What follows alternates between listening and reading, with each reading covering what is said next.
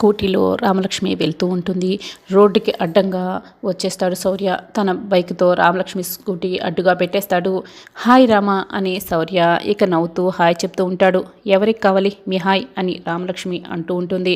మర్యాదగా దారి తప్పుకోండి అని రామలక్ష్మి అంటూ ఉంటుంది. ఒక మాట చెప్పాలని నీ కోసం ఎంతగా వెయిట్ చేస్తున్నానో తెలుసా అని శౌర్య అంటూ ఉంటాడు. రామలక్ష్మి అయితే కోపంగా శౌర్య దగ్గరికి వస్తుంది. ఏంటా మాట? నేను తప్పు చేయలేదు. నేను ఎందుకు అస్మిత్తో అలా చెప్పానో నీకు తెలియదు.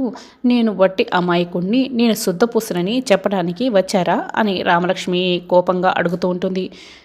రామలక్ష్మి అంత కోపంగా మాట్లాడుతున్నా కూడా శౌర్య అయితే చిరునవ్వు నవ్వుతూ రామలక్ష్మి కళ్ళలోకి చూస్తూ రామ ఐ లవ్ యూ అని చెప్తూ ఉంటాడు. రామలక్ష్మి అయితే షాక్ అయి శౌర్య వైపే చూస్తూ ఉంటుంది.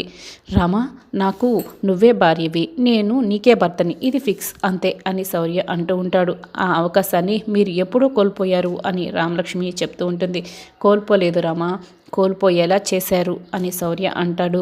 మీరు ఫిక్స్ చేస్తే సరిపోతుందా అని రామలక్ష్మి అడుగుతూ ఉంటుంది. పోనీ మా అత్తయ్య ఫిక్స్ చేస్తే సరిపోతుందా అని శౌర్య ఇక నవ్వుతూ అడుగుతూ ఉంటాడు. అత్తయ్య ఎవరు అని రామలక్ష్మి అంటూ ఉంటుంది. మీ అమ్మగారు అని శౌర్య అంటాడు. మా అమ్మ ఎందుకు ఫిక్స్ చేస్తుంది అని రామలక్ష్మి అయితే అడుగుతూ ఉంటుంది. జరిగిందంతా ఏంటో నేను అత్తయ్యకి చెప్పేశాను కదా, అందుకు ఫిక్స్ చేస్తారు అని శౌర్య అంటాడు.